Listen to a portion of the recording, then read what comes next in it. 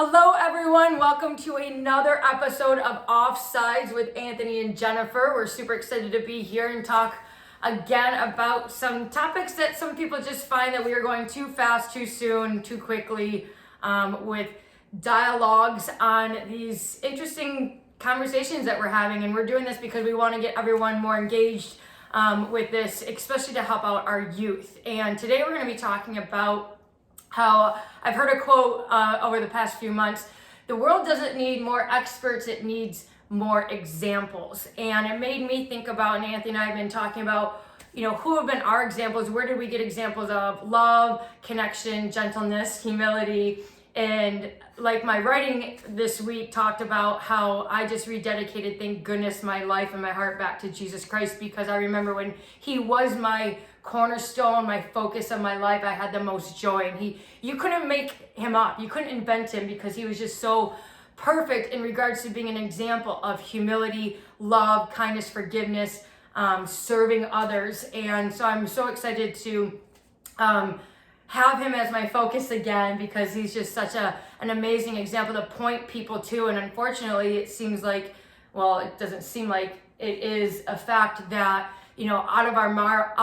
whatever comes out of our mouth is from our heart. And what's most popular these days is a lot of violence, evil, wickedness, murders that's on TV, nightly TV shows, obviously these video games, what's going on in pornography, a lot of angry human beings and adults. And that's where our youth is getting our examples. And are we leading them astray? Or can you look in the mirror and are you pointing our youth? Are they giving the example of kindness, gentleness, courageousness, humility? And, I want to ask Anthony, where was your example when you were growing up of all of that? Nowhere. I just want to make a quick point, though, because you made a really good point. I think it was like a week or two ago, of anyone who wants to say that TV doesn't influence us, that pornography doesn't influence men and all that other stuff. Jennifer made a good point of, think about why are we not speaking Chinese right now? Because it's the way that we were raised. Our parents raised us to speak English, and we learned that through watching their example and what they taught us and stuff like that. So whatever we witness and whatever we're seeing on a daily basis, repetitively and consistently, it's what's gonna influence us and how we're gonna continue to act. Well, Sesame Street wouldn't have lasted, wouldn't be so popular if it doesn't help kids learn their ABCs, learn certain examples of saying please and thank you and whatever else. Sesame Street, I haven't watched it in a long time, but it wouldn't be that popular because we are creatures that learn by example. Well, and examples are not mainstream, typical traditional stuff that we see in the media either. It's people who are going to go against the grain. So if men are supposed to be violent and angry and all these things, that's what's in the media, and you're not being an example, you're just fitting in and you're continuing to perpetuate it's the conforming. Definitely conforming too. So it's like,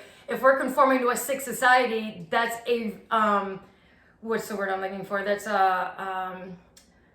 you're gonna be sick if you're if you're conforming to certain things. So that's why it's like, I love that we're gonna be pointing people back to Jesus Christ, because I've accepted him back in my heart again, because that is the perfect example. Again, I named my dog Romans chapter 12 because it said, do not conform to the patterns of this world. Do not conform to the patterns of this world. And people are making millions of dollars of keeping people conformed to consuming a lot of not only violence, but consuming a lot of clothes, merchandise, because they're unhappy. So it's just consume, buy things, follow, and it's a form of survival too, like when we're younger. Do you want to talk about that?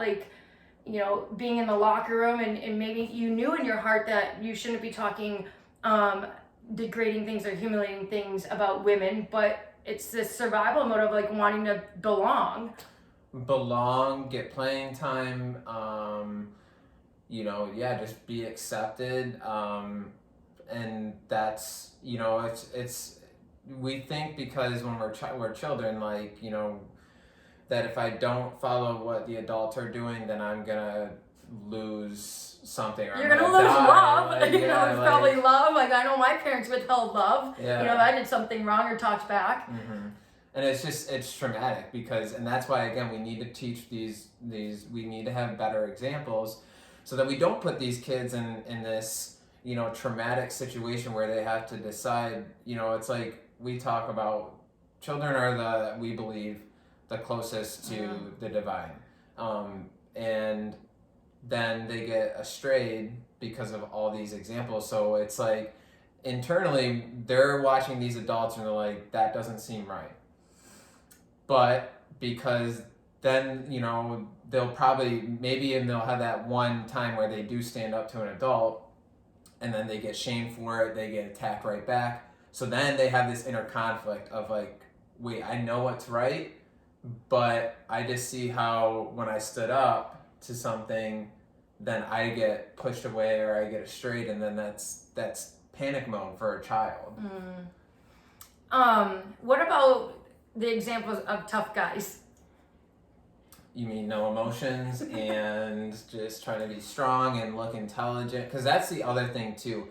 Like when we say I am gonna call out men, and no, I'm not hating on men right now. It's just this is a problem. If you look around, if you open up your eyes, we're not hating on men. It's literally this. If you look at what's going on in society, this is a common. It's a pattern. theme. You have to look at the patterns. And so what men typically try to do, and I did this big time, is we want our voices to be heard. We're always supposed to be heard. We're always supposed to sound like we know everything. We're all right. When's the last time you heard of, seriously, think about this. When's the last time you thought or saw a male ask for help? With fixing a car, or when they're training, or just anything, can't look weak. Yeah, you just cannot look weak. And this is where it comes back to the quote of we don't need more experts. We don't need more men speaking. It's not going well. I mean, Speaking, you can't not look at the world right now and be honest with yourself and say, we're doing a great job. Yeah. This is a great world we're living in. It can be so much better. And we want to give that freedom. I mean, actually, with our message, we want you to become more free, where you don't have to act so tough. You don't have to act like you know everything. Yeah, there's no connection. It's a relief. It's literally just a relief. Think about men. Actually think about on a daily basis where you think you have to know everything. You think you have to provide. You think you have to do this. If you tap into your body, you are tense. I think back to when I thought I was falling into all that masculinity crap. We're gonna swear one of these days. But it's my body was so tense, and it's comes back to another quote of you don't know how bad you feel until you know how good you feel. Yes. And again, coming back to, if we want peace and contentment, it really is coming back to the example that Jesus gave us. Mm-hmm. That if we're the Bible is filled with so much scripture that if you follow the worldly ways, you're gonna fall on your face. And it's what comes before pride comes before the fall. Going after the worldly things is so much tension, so much unhappiness. So much anxiety, so much worry, so much fear. And if we really just rest in and put our eyes on Jesus and the godly things, it's do you want to be happy or do you want to be holy? Yeah.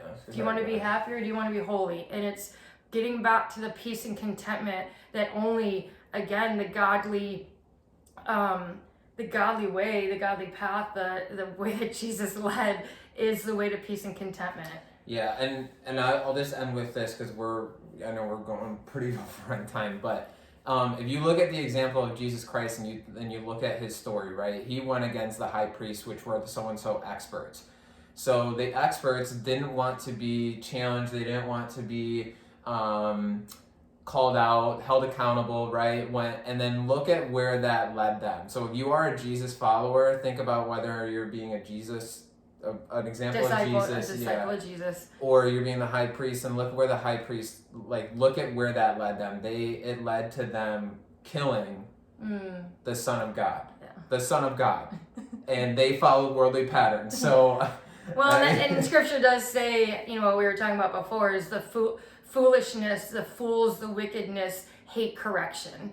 And Scripture is all about, the disciplines of being a disciple of Christ. So thank you for being here and listening and hopefully learning some things about this and hoping that you are, again, having that righteous example for our youth, for those around us. We don't want to be causing people to stumble or to go astray because again, we want to be those examples, and we have to focus on the one example that throughout 2,000 years of history was the perfect example. So see you next time. Thank you for listening. And again, like Anthony says, we want to spread more, be more love and connection.